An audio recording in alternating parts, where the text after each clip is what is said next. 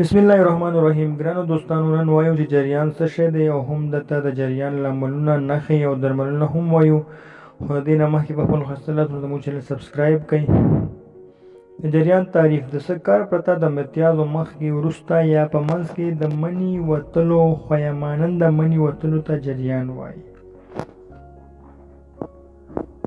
لاملونه: جلق یا د لاس څخه کار اخیستل، د مني ډیروالی، د شهوت کتونکو مناظرو کتل، شهواني خیالونه او فکرونه، د محرک شیانو استعمال لکه قهوه، غوښه او نور، د امتیازو ستونزه یا سوزاک او د بدن کمزورتیا.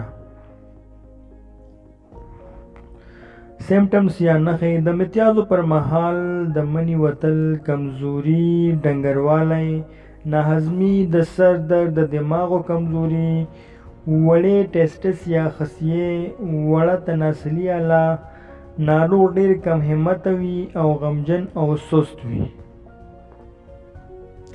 درملنه: دوستانو ټابلیټ یوریکزین 400 ملي ګرامه، یو سهار یو ماښام، او د کمزورۍ لپاره سربیکزیټ ګولۍ یوه هره شپه. 2 میاشتې باید دا دوا وخوري. دوستانو په خپل ځان ډېر پام کوئ، زموږ چینل سبسکرایب کړئ. الله مو مل شه.